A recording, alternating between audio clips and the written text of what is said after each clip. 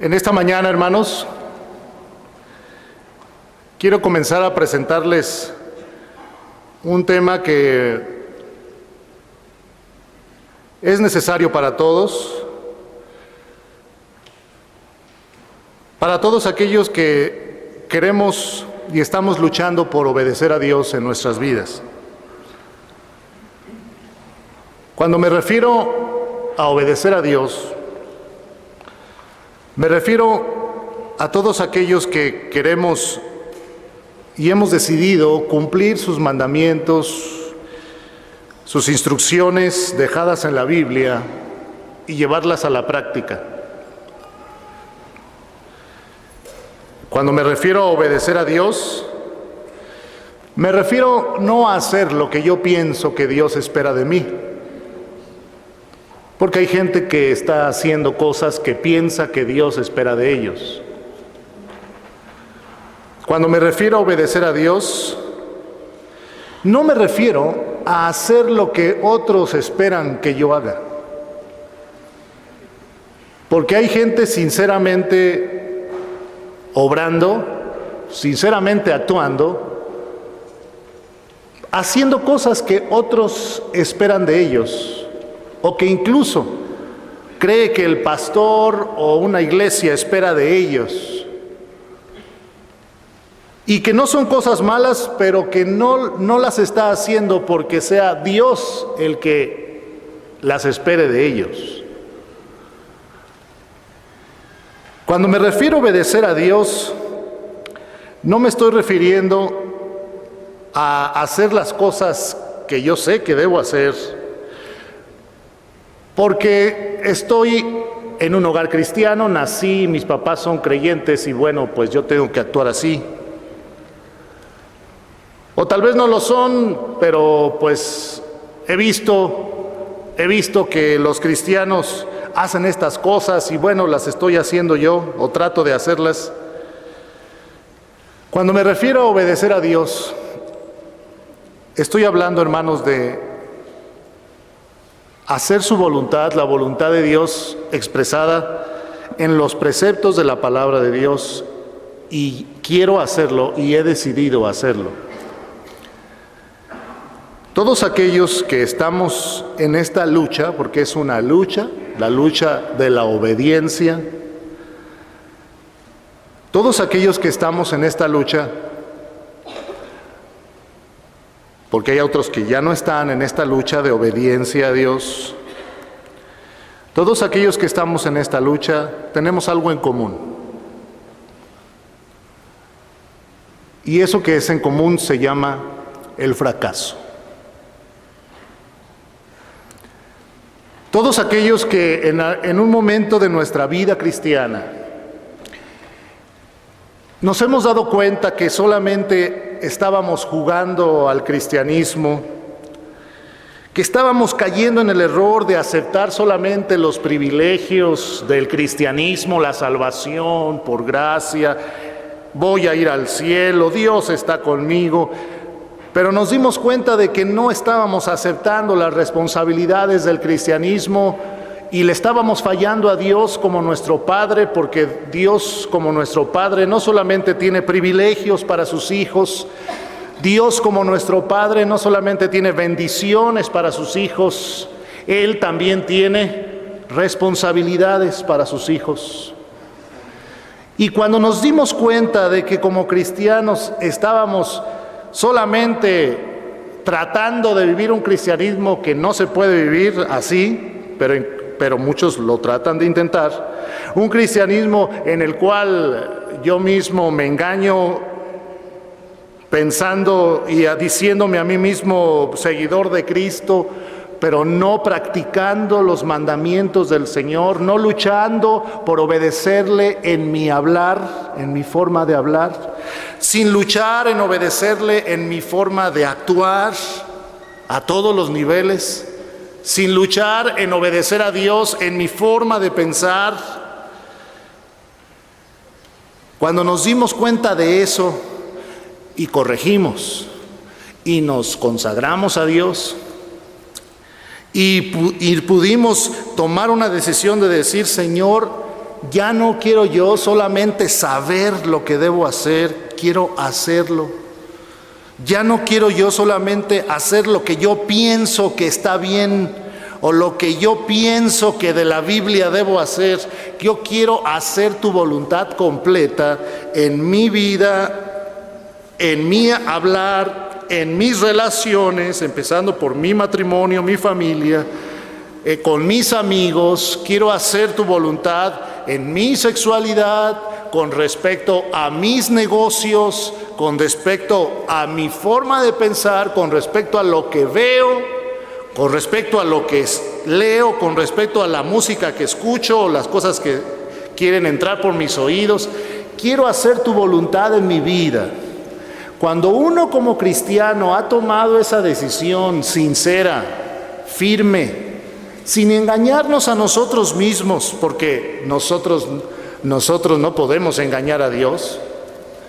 Cuando un creyente ha tomado esa decisión de decir, Señor, no mi voluntad, sino tu voluntad, y ayúdame a obedecerte en mi carácter, ayúdame a obedecerte en todas las áreas de mi vida, en especial en aquellas áreas que son particularmente difíciles para mí, porque el pecado me atrae, me jala, me seduce a veces. Cuando hemos tomado esa decisión, algo que nos caracteriza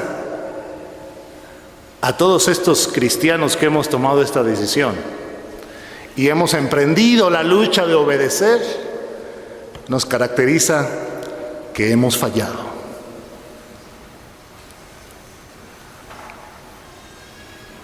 Que hemos fracasado. Yo recuerdo cuando yo tomé, antes de ser pastor, antes de que el Señor me llamara al ministerio de tiempo completo, yo me acuerdo cuando yo tomé mi decisión de consagración al Señor, de entrega, de obediencia a Dios, de luchar por cumplir su voluntad en mi vida, sus mandamientos en mi vida. La recuerdo. Y recuerdo que después de esa decisión tuve muchas luchas y tuve muchos fracasos. Por eso este mensaje en esta mañana, hermanos amados de mi iglesia Betel, estimados visitantes, este mensaje de esta mañana, que tal vez tengamos que hacerlo en dos partes para no hacerlo tan largo. Este estudio no es para aquellos que no están decididos en obedecer al Señor. Este estudio no es para aquellos que saben, pero no quieren hacer. Este estudio va a ser de bendición para ustedes y para mí, que no solamente sabemos, sino que queremos y estamos luchando por obedecer a Dios, sin engañarnos a nosotros mismos, sin tratar de engañar a Dios, sin tratar de engañar a la iglesia o a los demás. Para los que estamos convencidos de que la Biblia contiene la voluntad de Dios, es la que nos dice lo que Dios espera de nosotros y no hay otra fuente más que ella. Para quienes estamos convencidos que la Biblia es la verdad y que Dios a través de ella nos da instrucciones y queremos caminar en ellas y nos hemos decidido caminar en ellas. Para ustedes y para mí, que pensamos así, es este tema en especial. Y también es para ti, amigo, que nos visitas, que tal vez nunca habías abierto la Biblia, o que tal vez la has abierto, o tal vez tienes una idea de lo que es moral y de lo que Dios espera de la gente, de las personas, pero que tus propios fracasos también te han demostrado a ti como a mí, nos han demostrado nuestros propios fracasos morales y espirituales, familiares, profesionales, nuestros fracasos nos demuestran que necesitamos de Dios y necesitamos tener dirección clara en la vida, necesitamos tener dirección segura en la vida. Pero déjame decirte que cuando uno escoge seguir el camino de la dirección segura de Dios, también va a haber espinos, va a haber muchas desviaciones y en algunos momentos, tristemente, nos vamos a ir por alguna de ellas. ¿Cómo enfrentar nuestros fracasos espirituales? ¿Cómo enfrentar nuestros fracasos espirituales? Es el título de este estudio.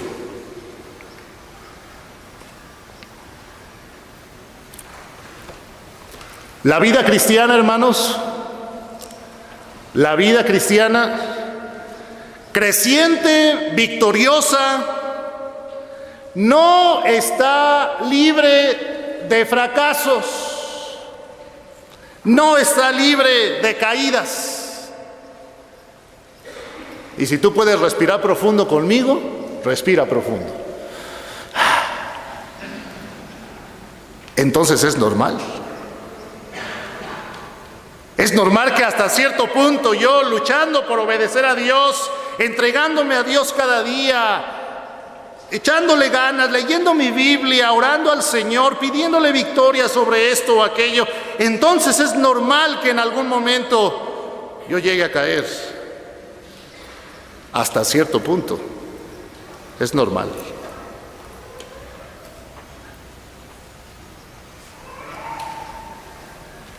Es muy importante entonces que sepamos cómo enfrentar nuestros fracasos espirituales. Este estudio que vamos a empezar hoy va a formar parte de un curso que estamos empezando a armar para dar a la iglesia acerca de poder en la vida cristiana. Dios mediante, el año que entra estaremos arrancando un curso que va a ayudar a todos aquellos que quieran tener poder en su vida cristiana.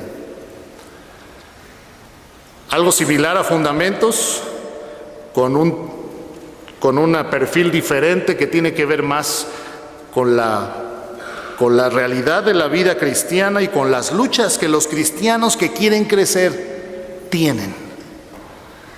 Porque déjenme decirles que no hay crecimiento espiritual sólido y firme, no existe el crecimiento espiritual, la madurez en el carácter, la vida consagrada y limpia, no existe sin fracasos.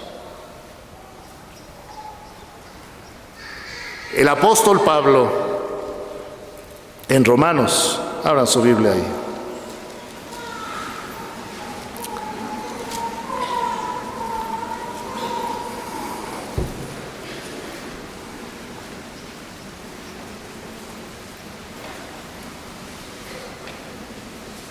En Romanos capítulo 7,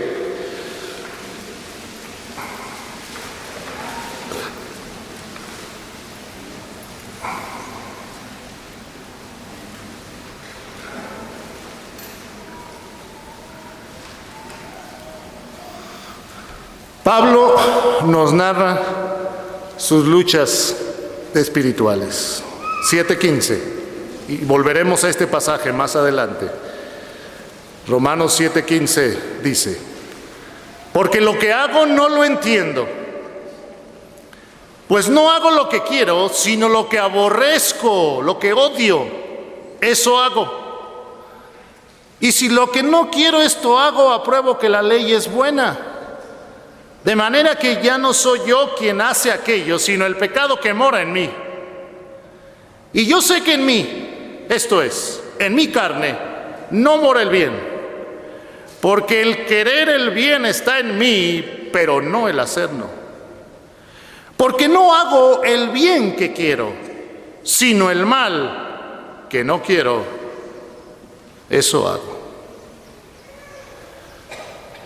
Todos los cristianos Y si tú eres nuevo creyente en esta mañana, quiero decirte que si a raíz de que tú has aceptado a Cristo y has empezado a luchar con el pecado, con la maldad, con malos hábitos en tu vida, malas costumbres, y has empezado a luchar porque sabes que está mal, no te sientas fracasado, no te sientas caído, no te sientas eliminado porque no lo hayas logrado completamente todavía, porque no hayas vencido completamente. Cabe que aquí quiero aclarar una cosa. Al enseñar este tema, no estoy dándole permiso para pecar a nadie. Ni estoy tratando de suavizar el pecado como diciendo, bueno, caigamos, al cabo que no pasa nada. No. El llamamiento bíblico es muy claro. Dice 1 Tesalonicenses 4 que la voluntad de Dios es nuestra santificación. Que nos apartemos de cualquier pecado. Dice 1 de Pedro 1 que como el Señor es santo, nosotros seamos santos en toda nuestra manera de vivir. Santo significa apartado. Apartándonos del pecado, apartándonos de la mentira, apartándonos de la difamación, apartándonos de los chismes, apartándonos de las malas palabras, apartándonos de la pornografía, apartándonos de todas aquellas cosas que le desagradan a Dios, apartándonos del orgullo, del egoísmo. El llamamiento bíblico es muy claro y para eso nos salvó el Señor, para santificarnos y darnos el poder de vivir una vida limpia, una vida santa. Sin engañarnos a nosotros mismos, permitiéndonos ciertos pecaditos. Todos los cristianos podemos vivir una vida limpia, santa, y ese es nuestro llamamiento y jamás dejará de serlo. Pero en esa lucha, por nuestra humana debilidad, va a haber caídas. Y el problema es que muchos no la saben manejar. Y fracasan y se quedan fracasados en su pecado. Caen y se quedan caídos. Y no vuelven a levantarse y a perseguir el llamamiento de Dios, la vida victoriosa, el poder en la vida cristiana, la madurez en su carácter. ¿Me explico?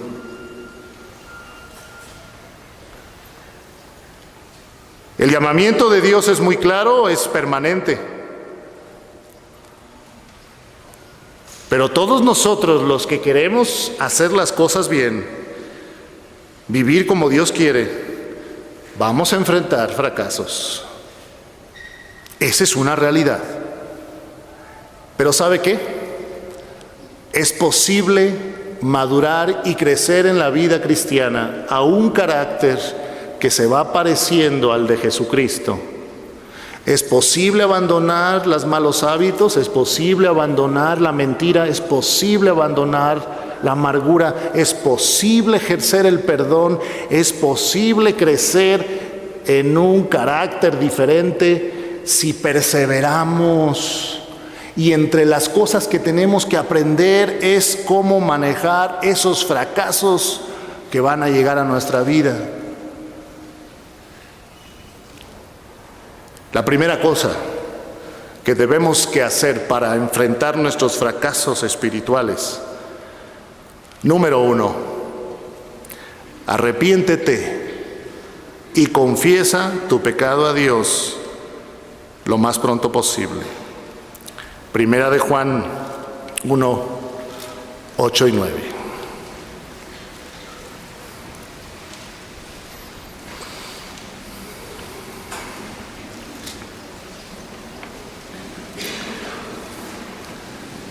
Primera de Juan 1, 8 y 9, hasta el 10, todos juntos, por favor, dice: si decimos que no tenemos pecado, nos engañamos a nosotros mismos y la verdad no está en nosotros. Si confesamos nuestros pecados, Él es fiel y justo para perdonar nuestros pecados y limpiarnos de toda maldad. Si decimos que no hemos pecado, le hacemos a Él mentiroso y su palabra no está en nosotros. Lo primero que debemos hacer, hermanos, cuando caemos, hermanos que estamos en la lucha por obedecer al Señor y por crecer y por cumplir sus mandamientos en nuestra vida y madurar y aprender y ser usados por Dios y ser transformados por el Señor en nuestro exterior, porque en el interior ya hemos sido transformados. Lo primero que debemos hacer es, cuando hemos caído, arrepentirnos y confesar nuestro pecado a Dios lo más pronto posible. Arrepentimiento viene de una palabra griega que es metanoia. Y metanoia significa un cambio de mente respecto al pecado. Ese es el arrepentimiento. Cambio de mente respecto al pecado. Y como hay un cambio en mi mente respecto al pecado que cometí, entonces hay una conversión.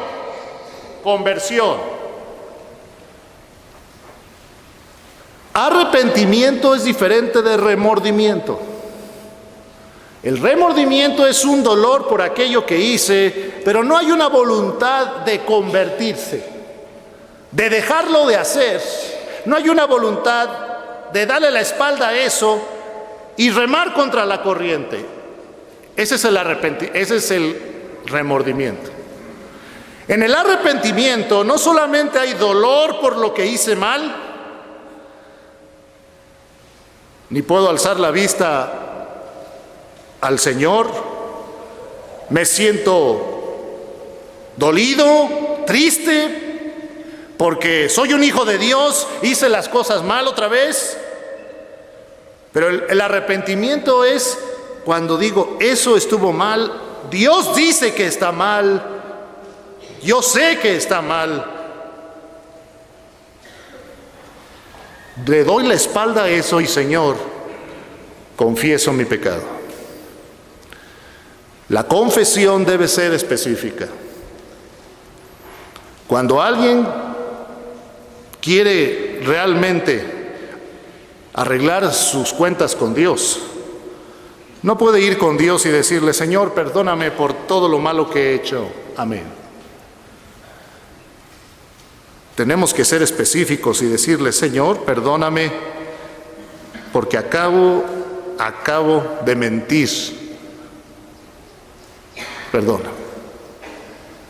Acabo de pensar mal de la otra persona. Perdóname, Señor. La confesión bíblica es específica. No se queda en las generalidades. Hermanos, nosotros no podemos engañar a Dios, pero a veces intentamos hacerlo, tratando de manejar nuestras propias generalidades en vez de ver el pecado frente a frente. Como dijo un salmista, mi pecado te declaré, ese que hice, te lo declaré, y no encubrí mi iniquidad. No la escondí, no me hice de la vista gorda, nada pasó. No hice nada mal, estoy bien. Ese engañarnos a nosotros mismos es un gran obstáculo para tu propio crecimiento espiritual. Proverbios 28:13 dice, un versículo tremendo.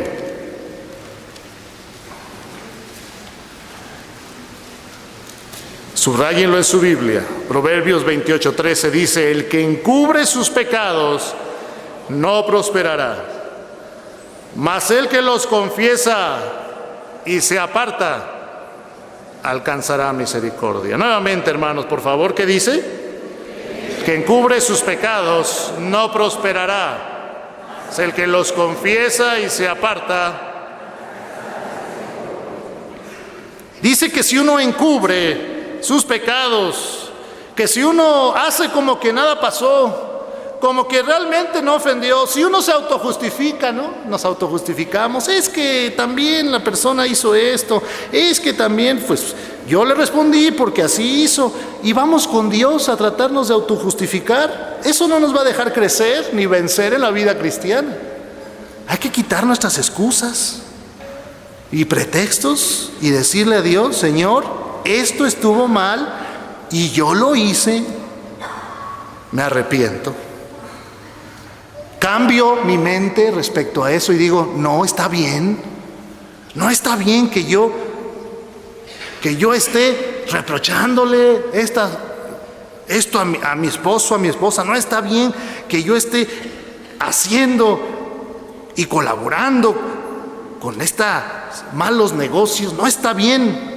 Y entonces piensa uno lo que Dios piensa del pecado, y entonces te regresas, te conviertes y empiezas a caminar en sentido contrario, confesando tu pecado a Dios. Bendito sea Dios que Él nos perdona. Así que cuando tú y yo no demos en el blanco,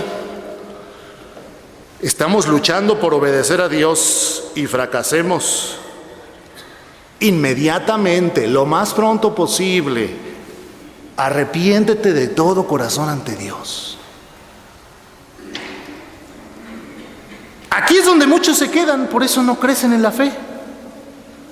En vez de enfrentar su pecado y enfrentar a Dios y decir: Señor, estuvo mal, tratan de engañarse a sí mismos y levantan la frente erguida, como dicen en los profetas de Israel, que levantaba la frente y decía: yo no he pecado.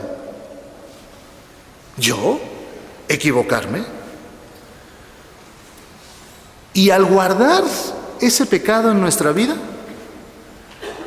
al rato guardamos otro. Y después guardamos otro. Y pasa el tiempo y guardamos otros y guardamos otros, y entonces nos empezamos a alejar cada día más de Dios. Y todo empezó porque no confesamos el primer pecado.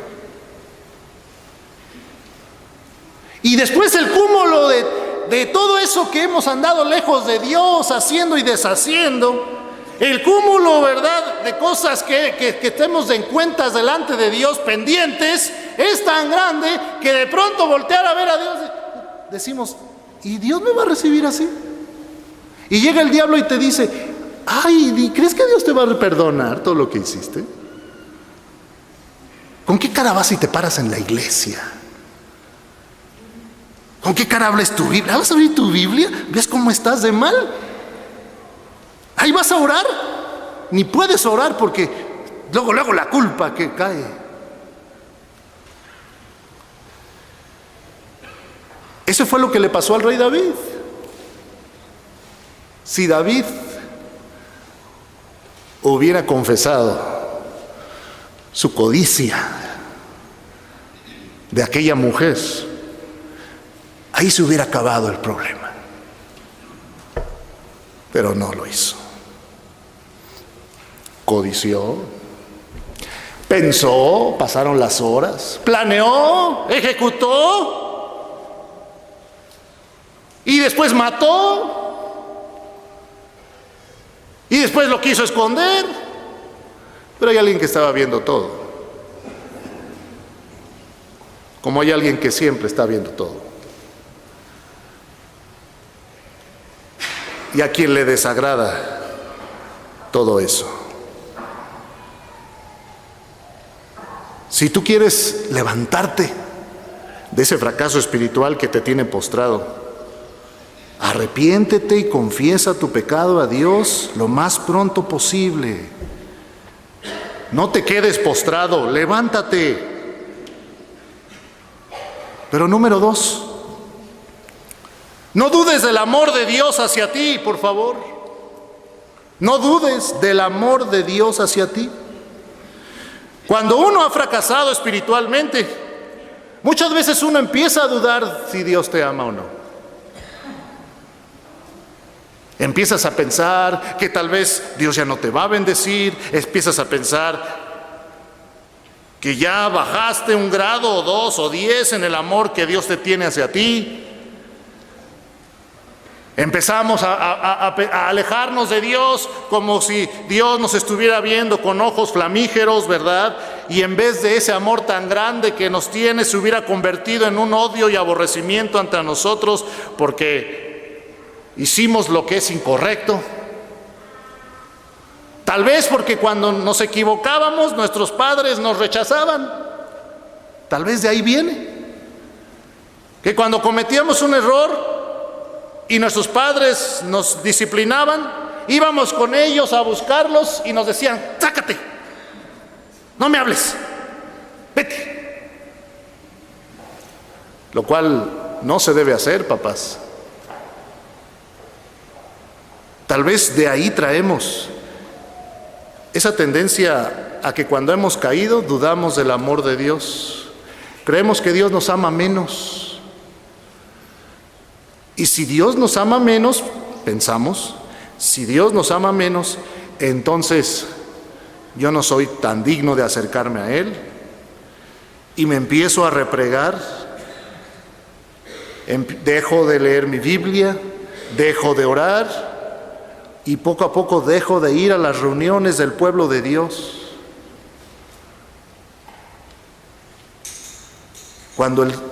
¿Qué nos dice el Salmo 103, hermanos?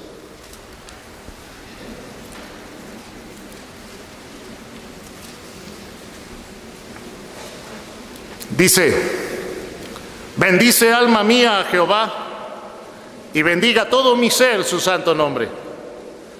Bendice alma mía a Jehová y no olvides ninguno de sus beneficios. ¿Leemos todos? Él es quien perdona todas tus iniquidades, el que sana todas tus dolencias, rescata del hoyo tu vida, el que te corona de favores y misericordias, que sacia de bien tu boca, de modo que te rejuvenezcas como el águila. Y dice el versículo 8: misericordioso y clemente es Jehová, lento para la ira y grande ¿en qué? Misericordia. Es ese amor de Dios a nuestra miseria. Y dice el 13, todos juntos: como el Padre se compadece de los hijos, se compadece Jehová de los que le temen, porque Él conoce nuestra condición, se acuerda de que somos polvo. El amor de Dios hacia nosotros es así, hermanos, permanente. Dios es un Dios de amor y jamás dejará de serlo hacia nosotros. Jeremías 31:3 nos dice una gran verdad. Vamos allá. Jeremías 31:3.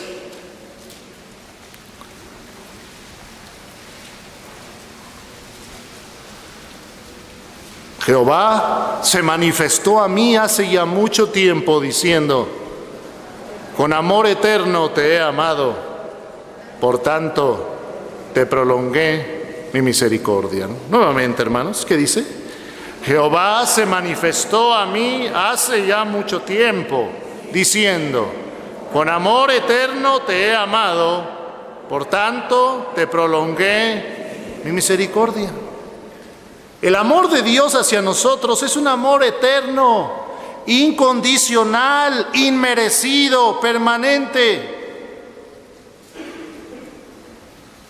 El amor de Dios, hermanos, hermano, tú que has estado luchando por crecer en tu vida cristiana y has fracasado, pero sigues en la lucha, déjame decirte que no dudes del amor de Dios hacia ti. Dios te sigue amando igual que el primer día que le aceptaste como Salvador. El amor de Dios sigue siendo el mismo por ti, no ha cambiado en nada. A pesar de nuestros errores, y cuántos errores hemos tenido y cuántos fracasos, a pesar de nuestros fracasos y de nuestros errores, su amor para nosotros es eterno. Ve a Israel. A pesar de que Israel se ha alejado de Dios, el amor de Dios para Israel sigue siendo el mismo. Es permanente su amor, es inmerecido. No lo merecemos, pero así es Dios. Es parte de su misma sustancia. Dios es amor, dice 1 de Juan 4. Y jamás dejará de amarnos.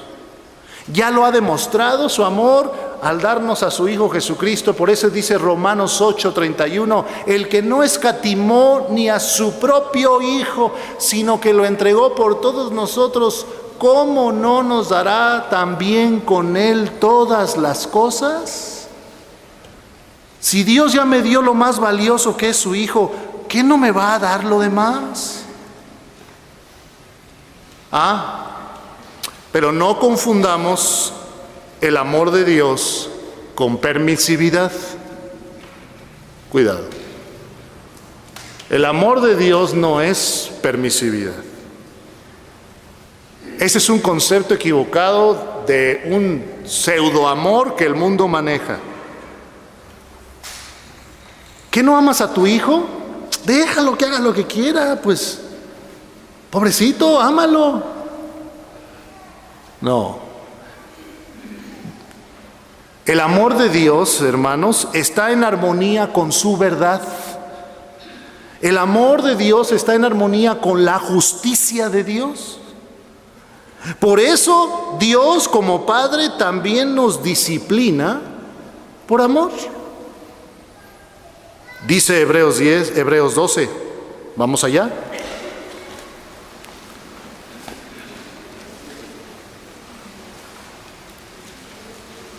Hebreos 12.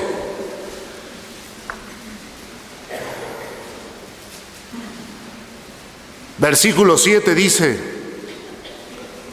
desde el 5,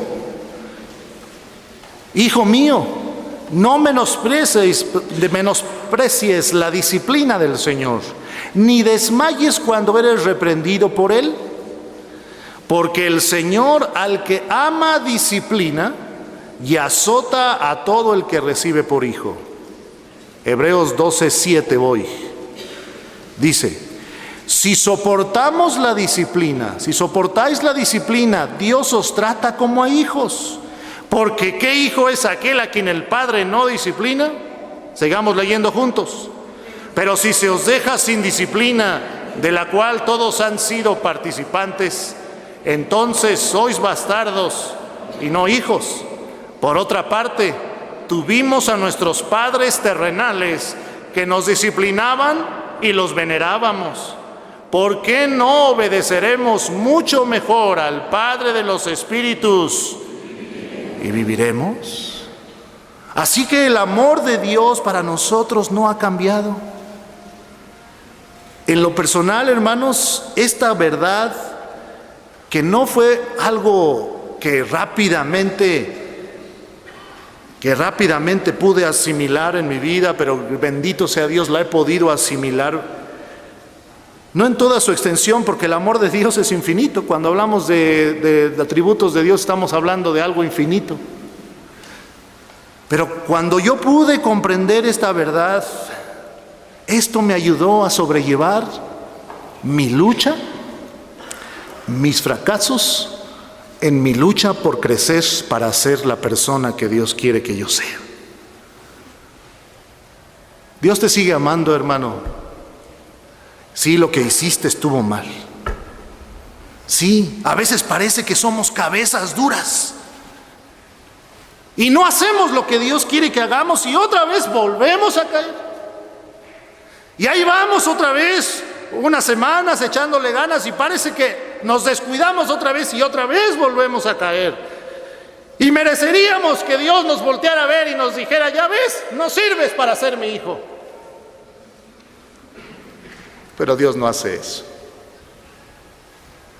Dios nos sigue viendo con esperanza. Dios nos seguirá viendo pensando que todo lo podemos en Cristo que nos fortalece.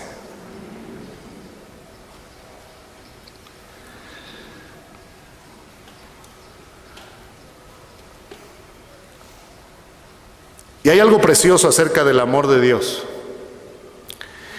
Es que, aunque el amor de Dios es inmerecido, incondicional, permanente, eterno, los efectos de su amor, los efectos de su amor hacia nosotros, los podemos recibir o los podemos rechazar. Los recibimos, los efectos de su amor, cuando estamos en comunión con Él, buscando cumplir su voluntad en nuestra vida. Rechazamos los efectos del amor de Dios cuando nos salimos de su voluntad y andamos caminando en otro tipo de caminos. Juan 15.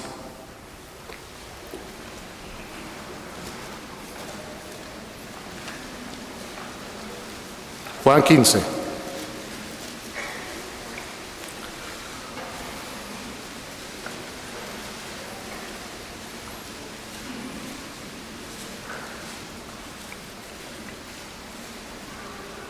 Versículo 7.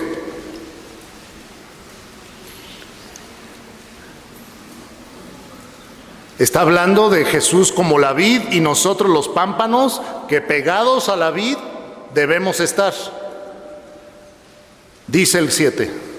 Si permanecéis en mí, son palabras de Jesús, y mis palabras permanecen en vosotros, pedid todo lo que queréis y os será hecho. En esto es glorificado mi Padre, en que llevéis mucho fruto y seáis así mis discípulos. Como el Padre me ha amado, así también yo os he ¿qué? Amado. Y luego dice una sentencia, ¿cuál es? Permaneced en mi amor. Si guardareis mis mandamientos, permaneceréis en mi amor, así como yo he guardado los mandamientos de mi Padre y permanezco en su amor. Estas cosas os he hablado para que mi gozo esté en vosotros y vuestro gozo sea cumplido. Aquí parecería que el amor de Dios está siendo condicionado a que tú permanezcas en Él, guardando sus mandamientos.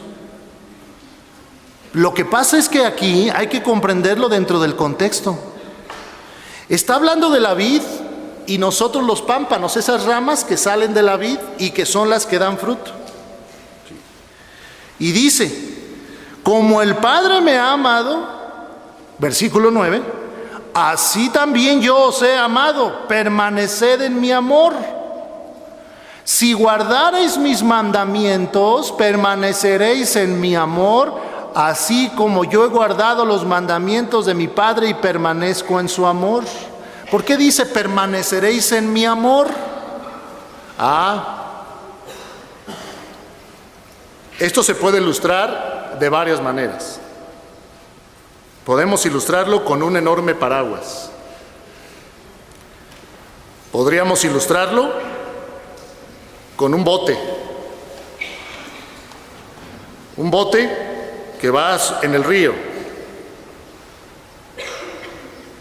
Cuando yo tomo el paraguas y está lloviendo muy fuerte, estando debajo de ese paraguas, yo puedo guarecerme de la lluvia y puedo caminar y me puedo proteger. Ese paraguas es el amor de Dios.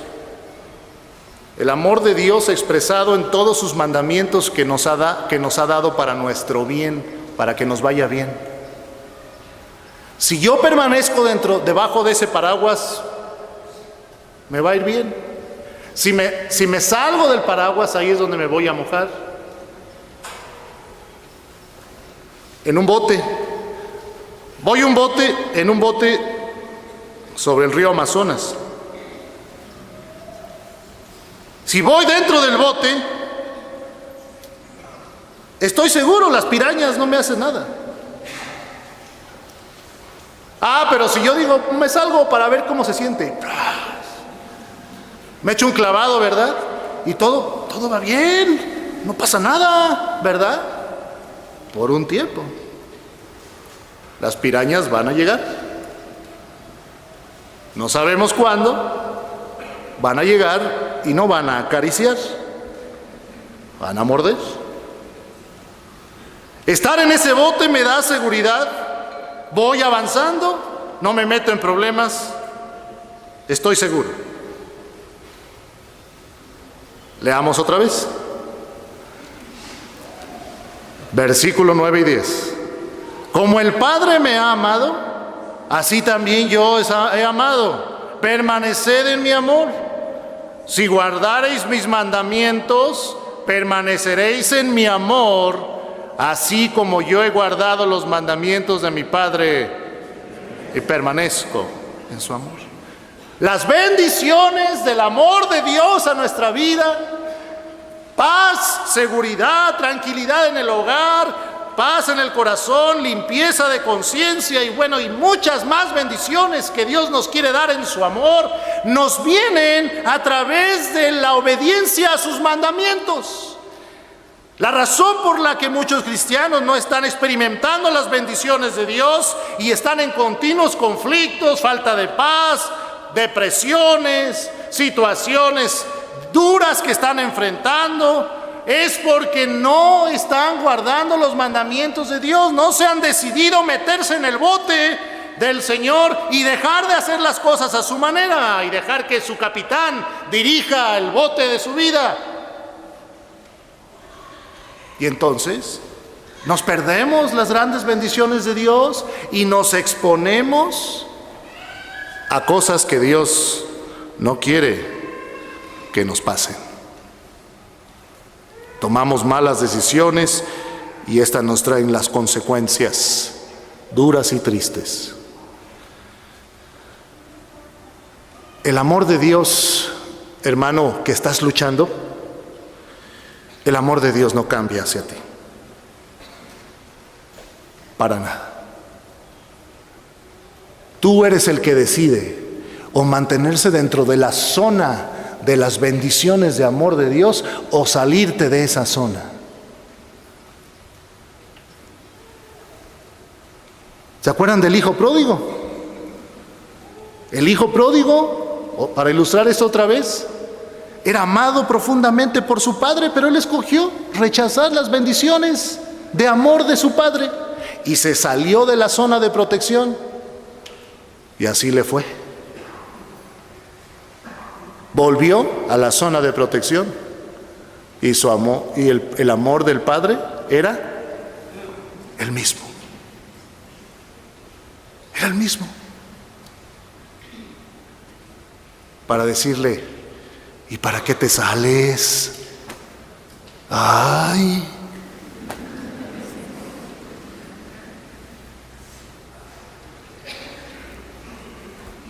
Pero en nuestra humanidad débil y en lo que aprendemos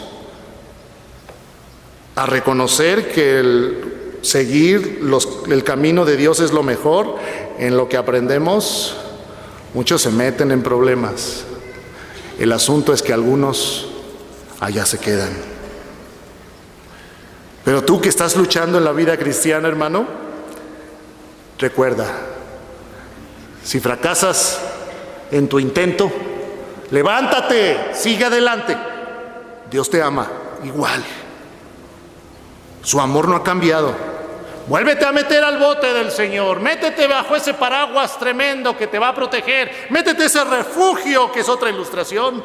A ese refugio que te va a proteger ese castillo donde encontrarás seguridad y un actuar sólido. Pero no dudes del amor de Dios hacia ti. Tercera cosa: ¿cómo enfrentar mis fracasos espirituales? Ten mucho cuidado con la culpa. Ten mucho cuidado con la culpa. La culpa, hermanos, son fuerzas opresivas de acusación. Esas fuerzas opresivas de acusación producen culpa en nuestra mente y corazón. Y déjame decirte que la culpa no viene de Dios. Segunda a los Corintios 7.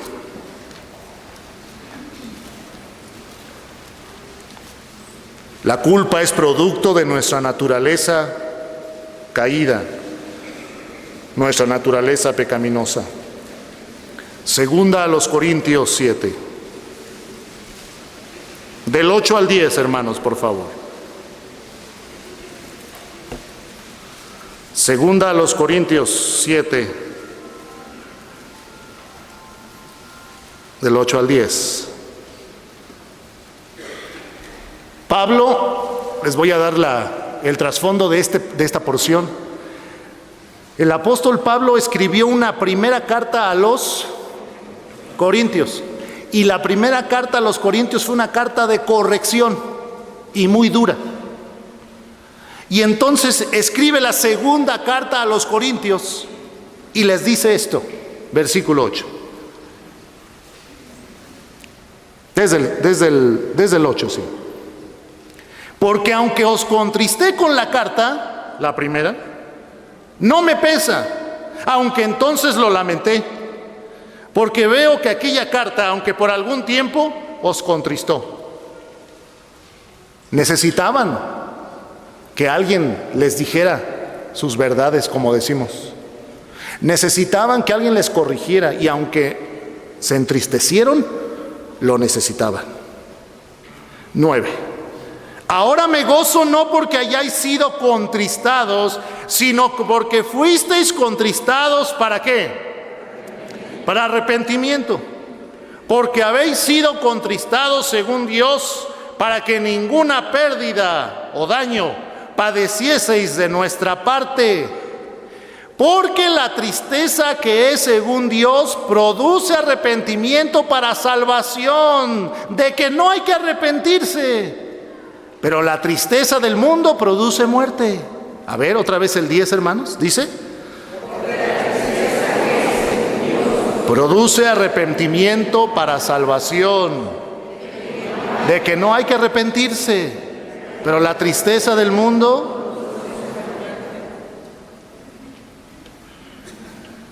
El efecto de la carta, de la palabra de Dios en las vidas de los corintios, fue un efecto de tristeza. Produjo tristeza porque le señaló sus errores. Es el mismo efecto, hermano, que tú cuando lees la Biblia, muchas veces la palabra de Dios hace en tu corazón. Es el mismo efecto cuando tú vienes y escuchas un mensaje de la Biblia y el mensaje de la Biblia te pareció que te habló directamente y te señaló algo en tu vida, y no soy yo, es el Espíritu Santo. Cuando el Espíritu Santo nos señala algo con la palabra de Dios, nos señala algo y nos hace sentir mal, porque nos está sacando a la luz algo que estamos mal y no nos gusta, ese contristar es bueno, porque estamos siendo confrontados con lo que Dios dice. Esta tristeza que es según Dios, ¿qué va a producir? Arrepentimiento.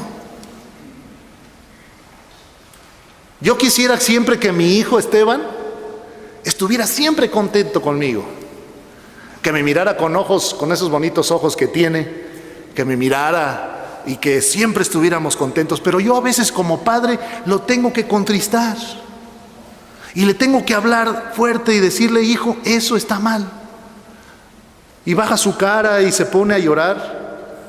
Yo me contristo con él, me duele en mi corazón, pero él necesita que yo lo contriste para que entonces su conducta cambie. No siempre no voy a estar haciendo, eso depende de la falta. Pero cuando es necesario, se requiere que se haga. Dios hace lo mismo con nosotros. El problema es que podemos reaccionar de dos maneras. La primera es: Dios nos contrista, nosotros nos endurecemos y decimos: no, estoy bien, el pastor se equivoca, mi esposa se equivoca, la Biblia se equivoca. Esa postura de endurecimiento en el corazón produce lo que se llama necedad. Y la necedad tarde o temprano lleva al quebrantamiento. Porque entre más endurecidos estamos en nuestro corazón, los métodos de Dios para quebrantar nuestro orgullo tienen que ser más duros. Y entonces la disciplina de Dios aumenta en intensidad porque nosotros aumentamos en dureza. O la otra, el Señor me contrista, estoy mal, voy a sus plantas y le digo: Señor, tienes razón, a ti nada te puedo esconder, hice esto mal y no tengo justificación, perdóname. Ese arrepentimiento es precisamente lo que Dios quiere producir en todos nosotros. Es un arrepentimiento para salvación, dice ahí. ¿Produce arrepentimiento para qué? Salvación. Unas versiones antiguas traducen salud en vez de salvación, salud. Porque el término salvación aquí no solamente se refiere a la salvación del alma, sino se refiere al bienestar espiritual en el que el Señor quiere que estemos como producto de que somos salvos. Él quiere que vivamos en un bienestar producto de nuestra salvación y que vayamos siendo salvos, que estemos saludables espiritualmente, que nos vayamos evitando esos errores que Dios ya nos advierte aquí y que cuando le hacemos caso a la Biblia nos salvamos de esos errores. Así que el arrepentimiento que Dios produce es para salvación. Y de este dolor no hay que arrepentirnos. Al contrario, si tú cuando estás pecando, después de que hiciste lo que no debiste hacer, parece que nada pasó, te sientes igual, el Espíritu Santo no te redarguye en tu corazón y no hay tristeza por lo que hiciste. Si eso pasa, una de dos: o estás cayendo en el endurecimiento, o no eres verdadero creyente. Porque en el verdadero creyente el Espíritu Santo trabaja para convencerle, para obrar en su corazón de manera que el creyente vuelva al Señor.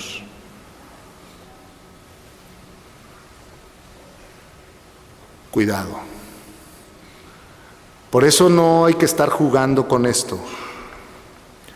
Por eso es que cuando algún cristiano empieza a vivir esa vida fría y endurecida ante su condición espiritual, está caminando un desliz que le va a llegar a grandes fracasos si no se corrige.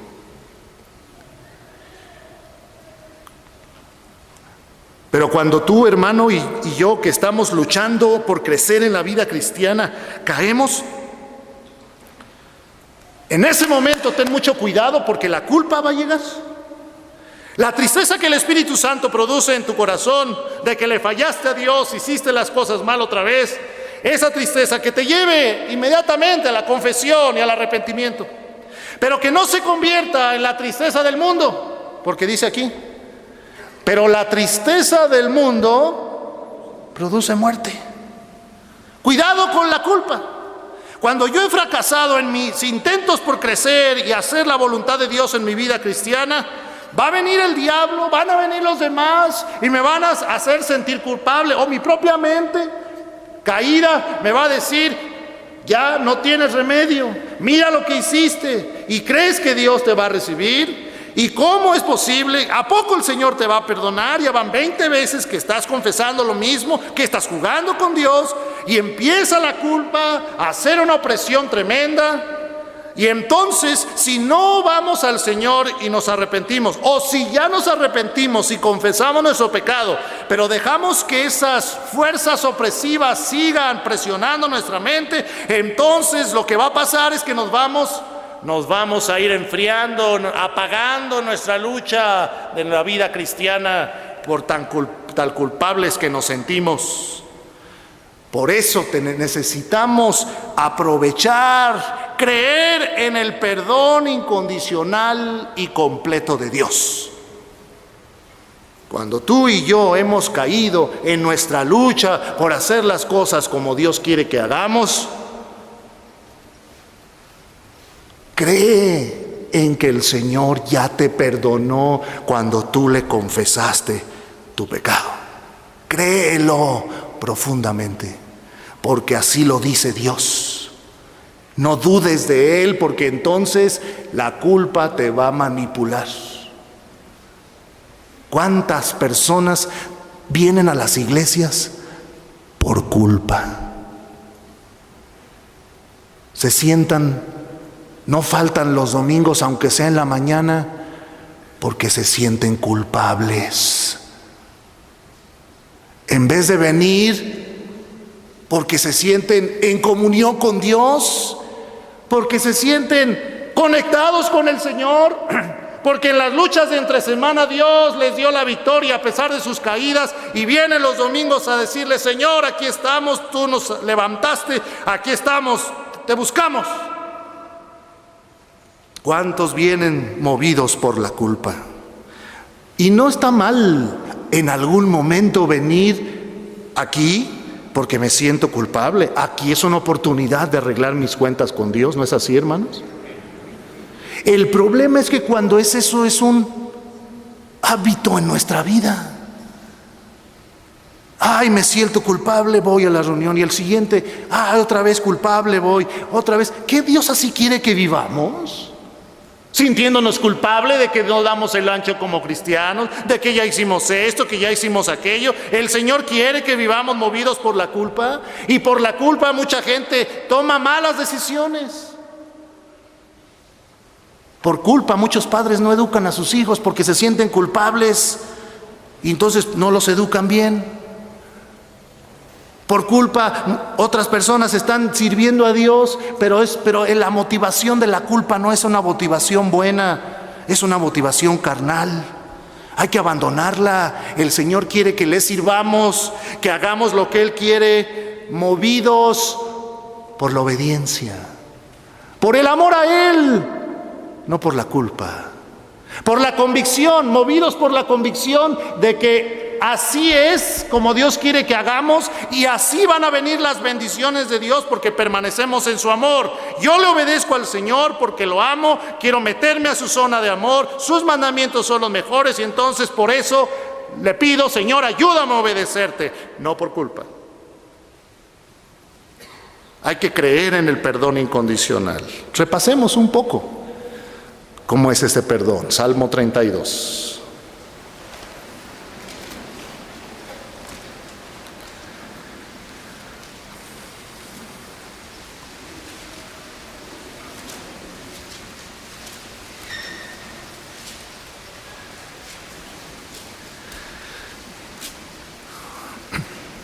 Bienaventurado aquel cuya transgresión ha sido perdonada y cubierto su pecado. Bienaventurado el hombre, fíjense, feliz el hombre a quien Jehová no culpa de iniquidad y en cuyo espíritu no hay engaño. Pero ¿qué dice el 3 y el 4, hermanos? Mientras callé, se envejecieron mis huesos en mi gemir todo el día, porque de día y de noche se agravó sobre mí tu mano, se volvió mi verdor en sequedades de verano. Eso es lo que nos sucede cuando nos guardamos el pecado y no lo confesamos. Y dice el 5, mi pecado te declaré y no encubrí mi iniquidad. Dije, confesaré mis transgresiones a Jehová. ¿Y qué hizo Dios? Y tú perdonaste la maldad de mi pecado.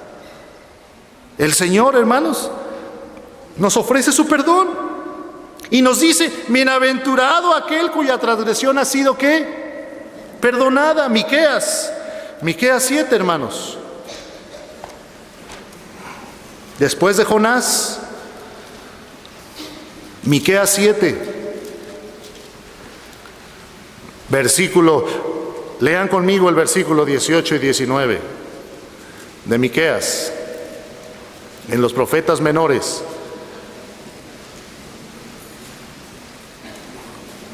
antes de Habacuc, dice, todos juntos: ¿qué Dios como tú, que perdonas la maldad y olvida el pecado del remanente de su heredad? No retuvo para siempre su enojo, porque se deleita en misericordia. 7:19 dice: Él volverá a tener misericordia de nosotros, sepultará nuestras iniquidades y echará en lo profundo del mar. A ver otra vez, hermanos, Miqueas 7:19. Él volverá a tener misericordia de nosotros.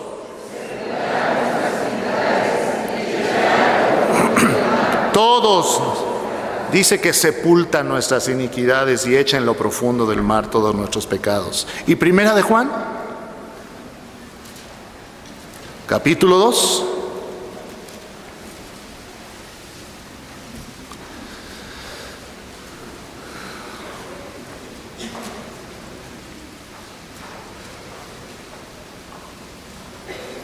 Primera de Juan, capítulo 2, dice el 1 y el 2. Hijitos míos, todos juntos, estas cosas os escribo para que no pequéis. Y si alguno hubiere pecado, abogado tenemos para con el Padre, a Jesucristo el justo. Y Él es la propiciación por nuestros pecados, y no solamente por los nuestros, sino también por los de todo el mundo. Tenemos que aprender, hermanos. Tenemos que aprender. Si tú eres un hijo de Dios que está luchando en la vida cristiana por agradarle al Señor, tenemos que aprender a recibir el perdón y la gracia de Dios. Hay que creer en su perdón incondicional y completo. Si tú estás luchando por crecer y por obedecer a Dios en tu vida cristiana y en ese camino tienes algún fracaso, ve, arrepiéntete, pídele perdón al Señor, confiesa tu pecado y cree en su perdón y levántate de la oración pensando: bienaventurado aquel cuya transgresión ha sido perdonada y cubierta su pecado. Bienaventurado, feliz aquel a quien Jehová no culpa de iniquidad y en cuyo espíritu no hay engaño. Solo por su gracia, después de la oración de confesión, podemos levantarnos y seguir adelante, bienaventurados de que hemos recibido su perdón. Eso es gracia, ni usted ni yo lo merecemos. Pero una de las razones por las cuales les comparto que una de las razones por las cuales yo amo al Señor es por su perdón. Solo Él sabe qué cosas ha perdonado a mí. Y bendito sea Dios que ustedes jamás las sabrán. Nadie jamás lo sabrá. Porque está entre Dios y yo, y Él sepultó mis pecados. Y Él olvidó mis maldades. Y Él separó mis pecados cuanto está lejos el oriente del occidente. Eso lo hace Dios por su gracia, para que yo no viva en la culpa. Y es algo que hace Dios, no que hago yo. Es algo que hay que creer. Así que, hermano, cuando vengan las fuerzas opresoras de la culpa, en ese momento dile a esa culpa: el Señor ya me perdonó. Yo ya le entregué mi pecado al Señor, Él ya lo sabe, ya se lo confesé. No tengo por qué seguirme sintiendo culpable. Y ese perdón que Dios me da me motiva a seguir viviendo una vida de santidad. Contrario a lo que se puede pensar, el perdón de Dios nos capacita para vivir la vida que Dios quiere que vivamos. De otra manera no sería posible vivir como Dios quiere que vivamos. Algunos pensarán: bueno, Entonces puedo caer y jugar con Dios. No, ahí es engañarnos a nosotros mismos. Pero si tú sinceramente, luchando por vivir la vida cristiana, caes una vez y confiesas, ¿qué hace el Señor? Caes 5 veces en esa lucha y confiesas, ¿qué hace el Señor? Caes 20 veces en esa lucha a través del tiempo y confiesas, ¿qué hace el Señor? Te perdona. No digo que caigas 20, 100 veces, pero si en tu lucha por crecer en la vida cristiana, sinceramente, porque Dios conoce tu corazón, si en la lucha por crecer y avanzar y vencer en tu carácter, en tu vida, en tus hábitos, esas caídas se presentan repetitivamente, levántate, hermano, confiesa tu pecado, cree el perdón de Dios y otra vez lucha. Y vuélvete a levantar y lucha con su poder. No dejes que la culpa te detenga. No dejes que otras personas te detengan. Acepta lo que Dios te ha dado. No dudes de su amor. Y avanza si es tu deseo genuino, sincero en tu corazón, parecerte a aquel que es tu maestro. Si es tu deseo sincero en tu corazón, vivir la vida que Dios planeó para cada cristiano.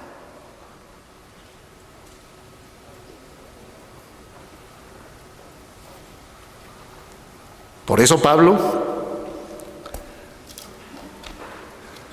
nos da una sencilla advertencia en Romanos 6.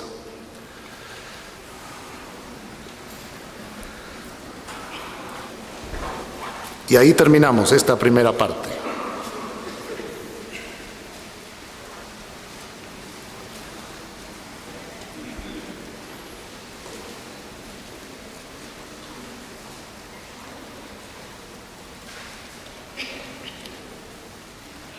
Romanos 6, 1 y 2. Leámoslo juntos. ¿Qué pues diremos? ¿Perseveraremos en el pecado para que la gracia abunde? En ninguna manera, porque los que hemos muerto al pecado, ¿cómo viviremos aún en él? Lo que les acabo de describir es la gracia de Dios. La gracia de Dios proveyéndonos perdón, proveyéndonos limpieza, proveyéndonos su amor incondicional a pesar de nuestras caídas. Eso es la gracia de Dios. Por eso dice aquí, perseveraremos, seguiremos pecando para que la gracia abunde. En ninguna manera, porque los que hemos muerto al pecado, ¿cómo viviremos aún en él? Viviremos. Si tú eres un verdadero creyente en el Señor, tú no puedes vivir en el pecado como una práctica.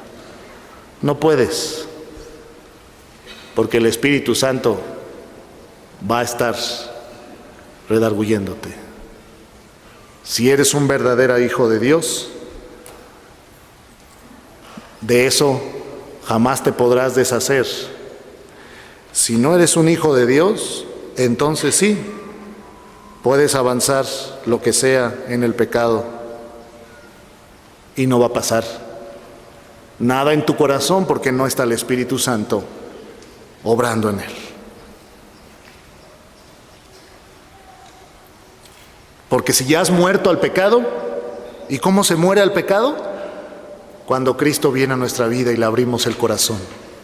Cuando nos arrepentimos de todos nuestros pecados y le pedimos perdón sincero, entonces uno muere al pecado, le dices no al pecado y al poder del pecado en tu vida, el Señor le quita ese poder que antes el pecado tenía y ahora yo puedo seguir al Señor Si el Señor entonces ya me rescató de ahí, ¿cómo voy a vivir otra vez ahí? Así que, hermanos, estas tres primeras cosas te recomiendo que las pongas en práctica en tu lucha por vivir como Dios quiere. Arrepiéntete y confiesa inmediatamente cualquier pecado en tu vida al Señor. Pídele su fuerza para seguir adelante. No desconfíes del amor de Dios. Cree en su amor permanente hacia ti, el cual no ha cambiado. Cuidado con la culpa. No te dejes manipular por la culpa. Los demás puntos los veremos en un siguiente estudio de la palabra de Dios. Puestos de pie, hermanos.